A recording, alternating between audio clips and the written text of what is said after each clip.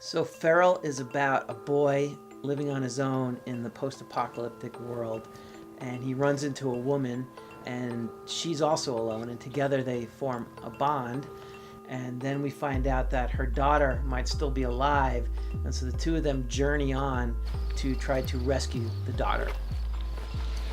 Our lead actor started out as an 11-year-old, and he's going to be close to 15 when we do our final film this summer. And when it's done, we're going to have a feature film.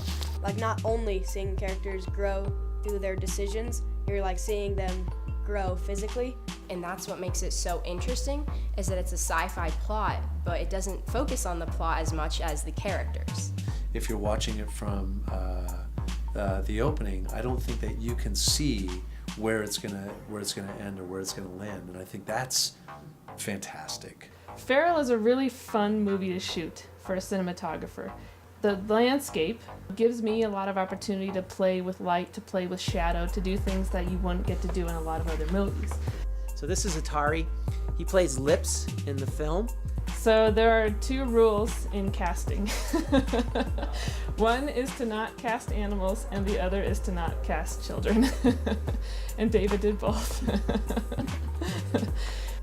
I think there's just been so many amazing collaborators on this film. To watch it progress over a series of like 4 or 5 years, and finally we're at the end, it's a really big deal. We all work really hard.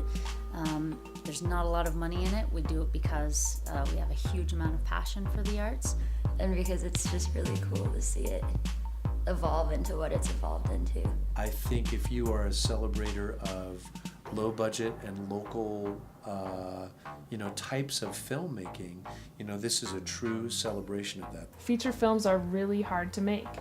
And even the worst feature films, like, we praise, because it's a really big task upon a director, upon the whole team, right, to go and do something like that.